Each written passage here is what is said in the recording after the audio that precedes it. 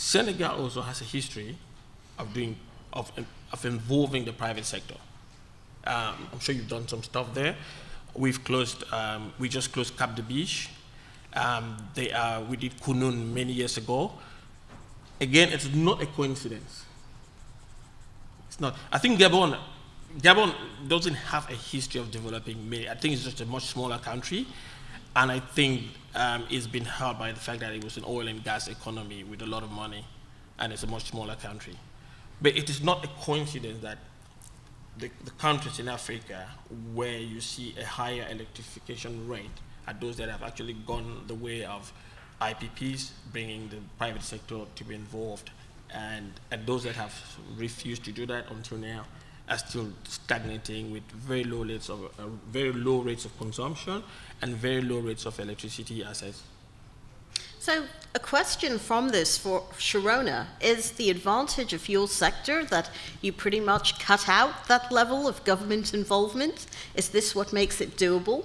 It's a solution to a lot of these problems for what we need now at the moment. Our sector has evolved and it's become, from a novel technology maybe 5-10 years ago. Now the play is distribution and financing and how you get to the customers at the lowest rate and at the fastest pace. And by the end of 2018, we'll have 250,000 customers in Rwanda alone, which I think if you try to do it in a different constellation, that would take at least 10 to 15 years. And that's in one country that we operate in, and it's only, it's Ignite, and as you said, there are other players in the market, and so I think this will be a solution going forward. And in a way, when you look at this, I think Africa is just going to do it a bit differently than other places. You don't have to go through the route of top down. The technology today allows you to do it the other way around. So even if now these rural homes are only getting a couple of lights and radio, which is what they need now, the access to other sources of energy in that way, which is distributed generation, are endless. There are some obvious examples and obvious learning points that are coming out from this conversation. Where have things gone wrong with Nigeria's own privatization process? When we look at the sector today, we know that there was this intent to bring in more private sector involvement. There's the criticism that maybe tariffs are not at cost recovery levels. This is impeding new investment. There's the issue of large amounts of accumulated debt in the sector, mostly on the part of government entities. How do you solve all of this? Scott? I probably wouldn't have to work for a living if I could just tell you how you solve that. But I'll do my best feeble attempt. So what's going on right now is I'm drawing a blank, Titus, on the name of the project that closed last year. Azura, right. Azura closed last year with a put-call arrangement, which is in essence kind of a government guarantee, hotly negotiated. Titus probably sat around the table for days on end on that, and then had a former attorney general then hold the whole thing hostage for a long period of time. So that was it was a death by 1,000 cuts, but the deal finally closed. Typically what happens is you get a first deal done and then things are ready to go. And ExxonMobil has developed a project that is ready to go this year, and there's a bunch of solar. And so rather than just moving forward, the government has taken a decision, and it's really some elements of the government, a couple people in particular within the government who seem to have more power than you would think at first glance, are holding up to try to renegotiate the PCOA, put-call arrangement, in a way that isn't really bankable, but they're hearing things from people who are competing with World Bank to do financing that maybe they can get some of this done. And then you have developers who want to secure deals and say, I'll accept any deal you give me. And I've seen this play out multiple times over my career in different geographies. So rather than moving forward expeditiously to get stuff done, the government's pulling it back. And then you mentioned the privatizations. Well, a lot of people in Nigeria made a lot of money in the first round of privatizations on the telecom side. And so when the government privatized generation assets, people thought, well, I'll make a lot of money. And they levered themselves up, and it didn't really work out so well for them. Right now, I don't have the facts on this, so I'm told that the annual deficit in power generation is $3 billion a year that's not paid in Nigeria. So I can't support that with anything. But so World Bank is pushing the government to agree to start on a program with the increased tariffs. They'll fix up a couple of assets that they have and exit those and raise enough money to start paying down some of that debt, and then World Bank will step in and start doing put-call arrangements again. But then you have AFC saying, well, we might not require all of that, and so again, people are saying, what am I going to do, what am I not going to do, and nothing gets done. And so at some point that will break. I can't tell you when. Probably before batteries become commercial, but I don't know. So at some point that will break, and there will be, probably the ExxonMobil deal will get done, and then we have about 200 megawatts of solar that will probably, follow on there and get done.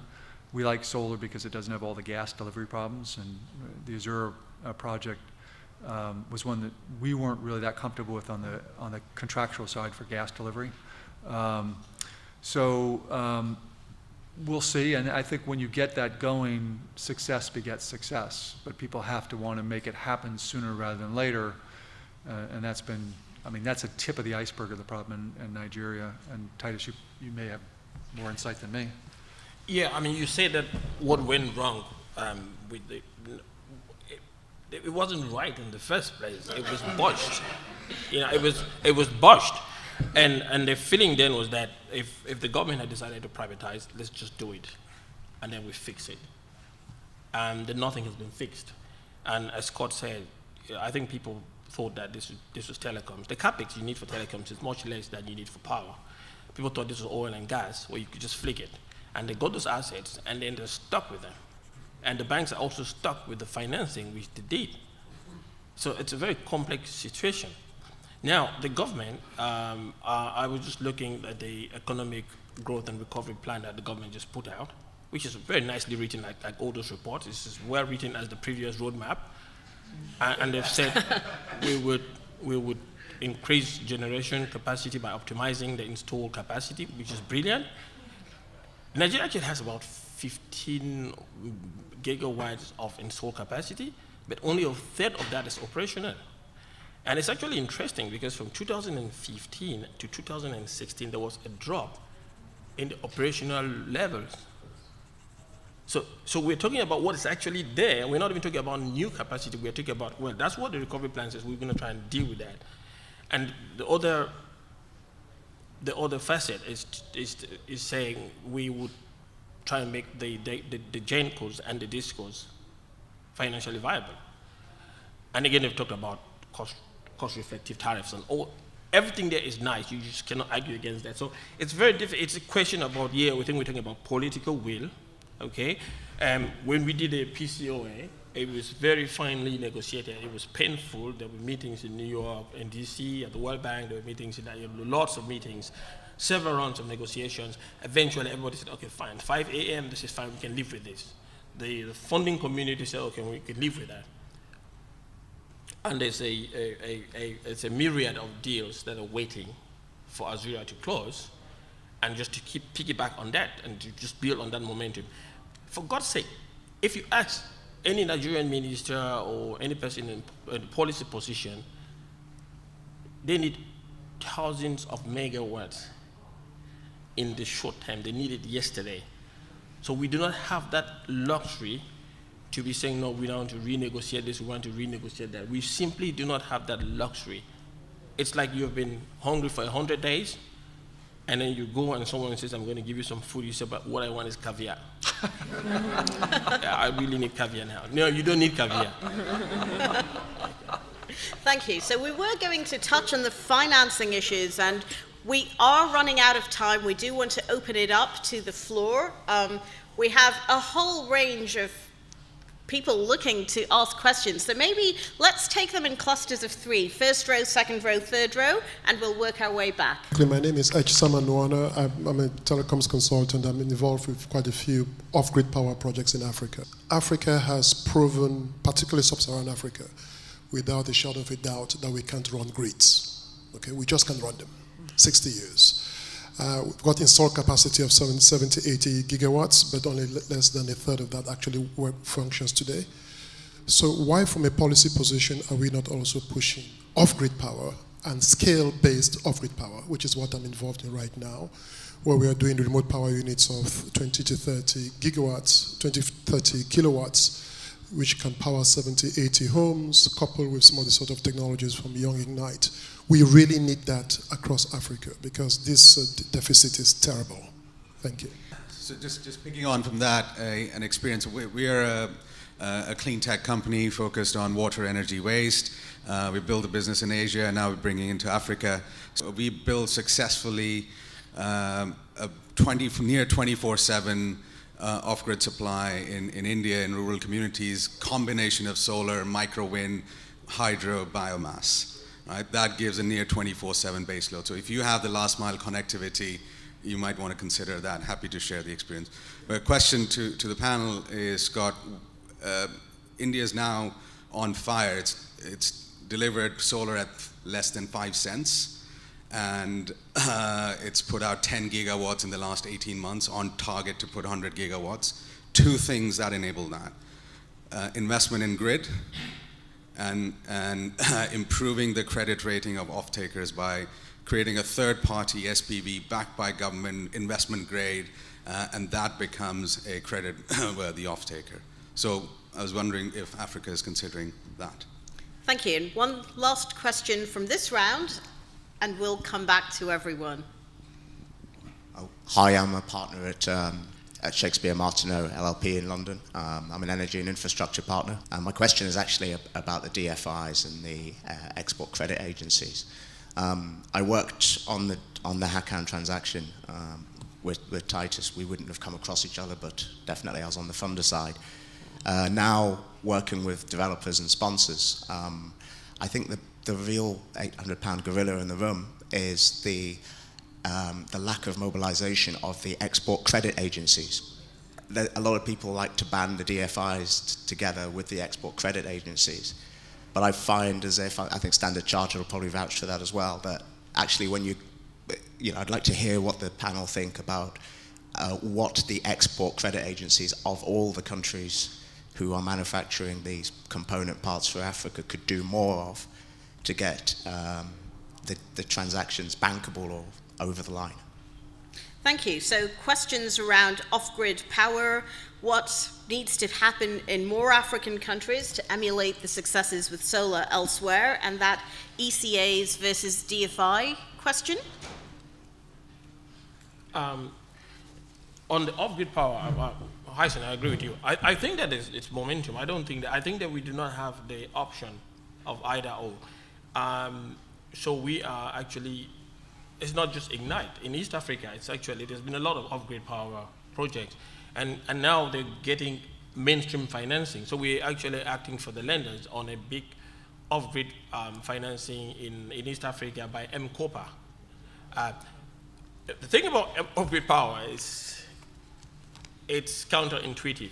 Most of what is happening, most of what Ignite is doing and most of what M-Copa is doing is actually not regulated, okay?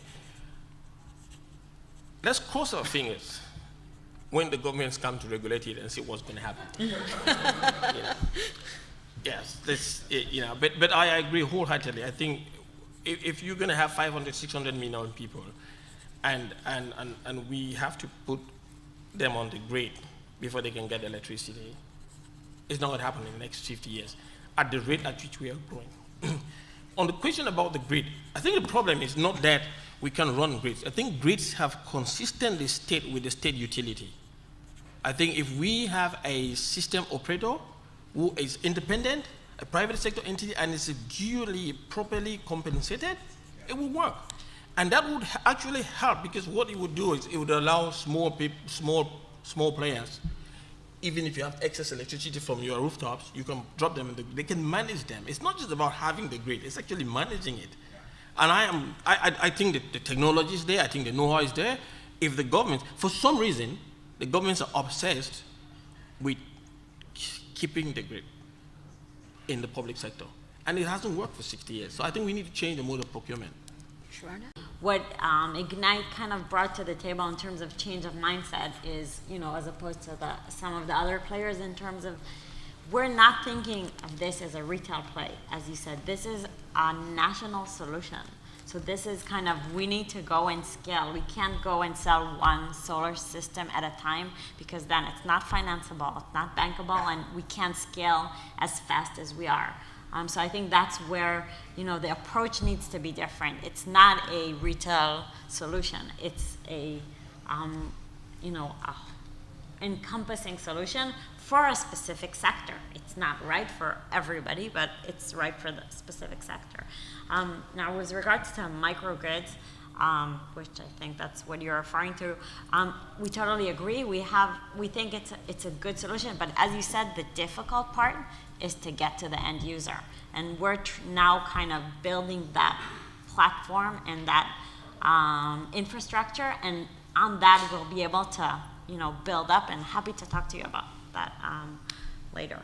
And in terms of kind of general financing, we see that we're starting to see a lot of financing kind of coming to us, seeing how we can support this sector and how we can grow this as, you know, the credits, as we have more history, and, you know, they can see how effective this is. I think solar home systems is going to be one of the first places that you get massive local African bank finance involvement, particularly because of the currency issues. And next year, you guys. We'll see. I haven't ruled it out for sure. So off-grid, we are in conversations right now about doing distributed solar and batteries to the telecom industry through our portfolio company, Greenwish Partners. So based in Paris, but with offices in Abuja, Abidjan, and 2 other places in West Africa. So we're having those conversations. We're in detailed negotiations right now about doing just that, because you can't rely on everything. My concern, from a regulatory perspective, if you can offload all your credit to the local banks, that solves the FX issues for you, and it avoids the issue of being regulated as a financial institution in these countries, which is the serious risk for solar home systems from a regulatory perspective.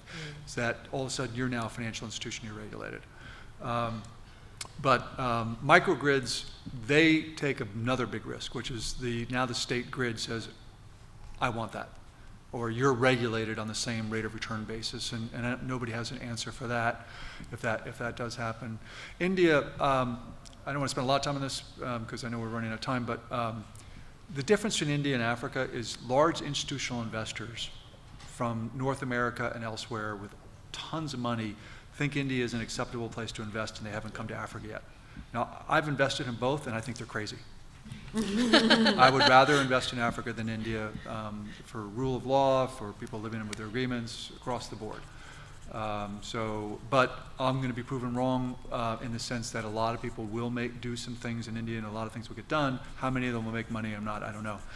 Relative to ECAs, unfortunately, other than some European ECAs who've really tried to push their equipment, it's really been relegated to coal for China Development Bank, Kexam for Korea, who will do coal. And the ECAs have not themselves pushed hard enough, and the EPC contractors and vendor suppliers haven't pushed hard enough to get them to the fore doing what they need to do. USXM looked like it may die. I heard last week that there's been 2 board members appointed. One of them was, when he was a congressman, anti-USXM, but then he's out of a job. He got voted out, and now he's on the board member in XM, so hopefully he'll figure out, maybe it wasn't so bad after all. Thank you. Could we take a very quick round? I will ask everyone to keep their questions as brief as possible. Hi, my name is Akimbo. I just wanted to address 4 things very quickly that were said. One was about Nigeria and why the power privatization hasn't worked out so well. So first of all, the problem was, like you said, a lot of people who invested thought it was going to be like MTN. And for one of the largest power generation companies, they thought it was going to be a $20 million, $30 million investment, and it turned out to be a $300 million investment after they'd put their money in. So obviously that's not, you're not going to be able to sell out that quickly. You can't get off-takers to take off a $300 million investment from you like that. That was one problem. Secondly, you were talking about your PCOAs being very detailed and the documentation and everything you went through. Again, Nigerians don't do detailed. So I'll give you a very quick example. There's a problem at one of our major power plants, and something blew up, which is fine, it happens. However, no one knew whose responsibility was to fix it. Was it the GENCO, or was it the government that still owned part of the plant or the transmission system? And literally for like a week, no one could fix this because no one knew. And when we went through the agreements, it doesn't specify who owns that thing that blew up. The last thing I wanted to say, he was talking about microgrids, and in Nigeria that shouldn't really be a problem because for once, Nigeria actually protects you. So if you've got a microgrid investment in Nigeria, the regulator says that, look, I as the DISCO or the GENCO, if I want that, I have to pay you for it at the market rate. So I can't just come and seize it from you. So there is some sort of regulation that addresses that, that will say, look, we have to come to terms and allow you to, if I have to take it off you, it has to be at terms that are agreeable to you. Thank you. And maybe now to close the panel, I'm sorry this is a little bit unfair given the time that we've got, a 30-second response on why it is that you're still fundamentally positive about the outlook for this sector in Africa. Titus, starting with you. Oh, I don't know whether I'm fundamentally positive, but I think we are getting to crisis. We're getting to a crisis point now, and I think that the government, frankly speaking, are not going to have any option. They have to respond.